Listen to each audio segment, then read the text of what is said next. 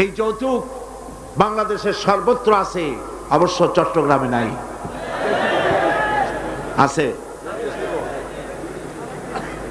ছেলে যদি MA pass করে, ইঞ্জিনিয়ারিং পড়ে, লয়ার হয়েছে, পিতার এই ধারণাই হয় সন্তানকে পড়াতে লেখাতে যত টাকা খরচ হয়েছে কন্যা পক্ষকে কাছের থেকে আদায় করে নেব। এবং সেই জন্য বিয়ের সময় দাবি করা হয়, 50 লক্ষ টাকা দিতে হবে, গুলশানে 3টা বাড়ি দিতে হবে, মঙ্গল গ্রহে অফিস বানায় দিতে হবে। আপনার ছেলে এমএ পাস করেছে, লয়ার হয়েছে, ব্যারিস্টার হয়েছে, তো কি হয়েছে?